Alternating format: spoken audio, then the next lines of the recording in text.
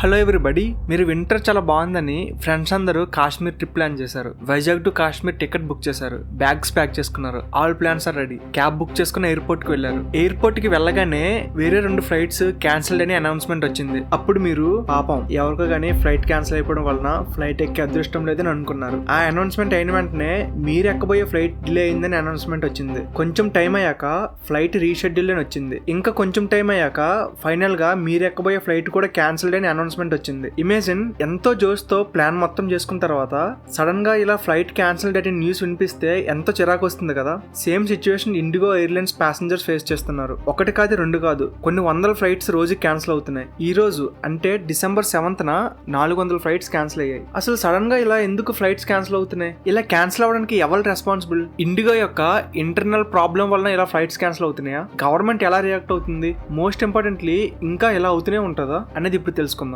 So without further due, let's begin the show. Topic లోనికి వెళ్తే, IndiGo airlines India's largest airlines. దాదాపు 60-65% market share ఉంది. Daily 2000 పైగా flights నడిపిస్తుంది. ఇలాంటి స్కేల్ ఉన్న పెద్ద ఎయిర్లైన్ ఒక ప్రాబ్లం ఫేస్ చేస్తే ఆటోమేటిక్ గా నేషనల్ న్యూస్ అవుతుంది కదా. సేమ్ ఇప్పుడు కూడా అలానే అవుతుంది. ఇక్కడ కోర్ ఇష్యూ ఏంటంటే massive crew shortage. Especially pilots ఇంకా క్యాబిన్ స్టాఫ్స్ చాలా షార్టేజ్ గా ఉన్నారు. సడన్ గా ఇలాగా షార్టేజ్ అవ్వడానికి రీజన్ ఏంటంటే, చాలా మంది ఇండిగో పైలట్స్ సిక్ లీవ్ లో ఉన్నారు. అదేంటి ఇంతమంది ఒకేసారి సిక్ లీవ్ లో ఉన్నారనే డౌట్ మీకు రావచ్చు కదా. నాకు కూడా వచ్చింది. కానీ అఫీషియల్ గా అయితే ఇది సిక్ లీవ్, కానీ అన్అఫీషియల్ గా ఇది సైలెంట్ ప్రొటెస్ట్స్. అసలు పైలట్స్ ఎందుకు సైలెంట్ గా ప్రొటెస్ట్ చేస్తున్నారు? దీనికి రీజన్ ఏంటి అనేది ఇప్పుడు తెలుసుకుందాం. First one, heavy work load. IndiGo airlines చాలా వేగంగా ఎక్స్పాండ్ అయింది. More flights, more roots, more demand. IndiGo flights ని పెంచినంత వేగంగా పైలట్స్ ని పెంచలేదు. ఉన్న వాళ్ళతోనే మేనేజ్ చేస్తున్నారు. సో పైలట్స్ కి అసలు బ్రేక్ ఉండడం లేదు. చాలా ట్రావెల్ ప్రెజర్ ఉంటుంది. Second one, pay structure issue. పని చేసిన దానికి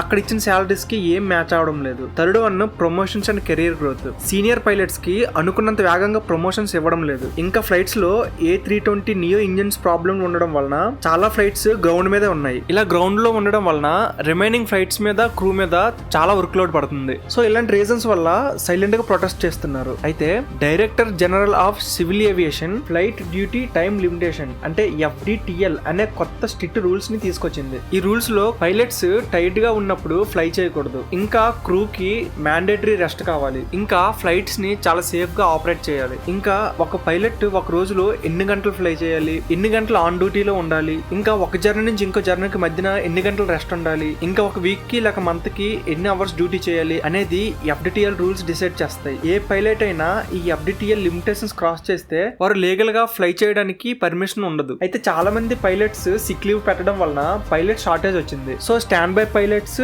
ఇంకా బ్యాకప్ పైలట్స్ ని పిలుద్దామంటే వాళ్ళందరికీ FDTL లిమిటేషన్స్ దగ్గరగా ఉన్నారు. సో సడన్ గా పైలట్ షార్టేజ్ వచ్చింది. వెళ్ళడానికి జనం, ఎగరడానికి ఏరోప్లేన్స్ రెడీగా ఉన్నా నడిపించేవాడు లేడు. సో ఫ్లైట్స్ సడన్ గా క్యాన్సిల్ చేయడం తప్ప ఇంకో ఆప్షన్ లేదు. ఇన్ కేస్ FDTL రిస్ట్రిక్షన్స్ లేకపోతే పైలట్స్ మీద చాలా స్ట్రెస్ పడుతుంది. సో అలా ఫ్లైట్ యాక్సిడెంట్ అవ్వడానికి ఛాన్సెస్ ఉంటాయి. సో ఇలా ఫ్లైట్స్ డిలే అయ్యాయి. నేషనల్ అండ్ ఇంటర్నేషనల్ కనెక్టివిటీ పోయింది. రీబుకింగ్ ఎక్స్పెన్సివ్ అయిపోయి ఎయిర్పోర్ట్స్ ఓవర్ క్రౌడింగ్ అయ్యాయి. గవర్నమెంట్ అండ్ DGCA ఇండిగోకి ఒక నోటీస్ ఇష్యూ చేసింది. ఇలా అవ్వడానికి రీజన్స్ చెప్పమని చెప్పింది. గవర్నమెంట్ రికవరీ ప్లాన్ డిమాండ్ చేస్తూ ఇంకా ఆన్ టైం పెర్ఫార్మెన్స్ ని మానిటరింగ్ చేస్తుంది. ఈ ఇష్యూ వలన ఇండిగోకి చాలా ఫైనాన్షియల్ లాస్ అయింది. ఇంకా సడన్ గా ఆల్టర్నేటివ్ ఫ్లైట్స్ కి డిమాండ్ పెరగడం వలన ఫ్లైట్ చార్జెస్ చాలా ఎక్కువ పెరిగినాయి. ఇక్కడ ప్రాబ్లం అనేది ఆపరేషనల్ ఛాలెంజ్ వల్లనే తప్ప టెక్నికల్ ఇష్యూ కాదు. సో ఫ్లైట్ ఎక్కడం సేఫే, కానీ తీసుకెళ్లేవాడు కూడా చాలా జాగ్రత్తగా ఉండాలి. So this is all for the today guys. ఈ వీడియో మీకు నచ్చింది అనుకుంటున్నాను. Please like, share and subscribe to my channel. See you in the next video. Thank you and Jai Hind.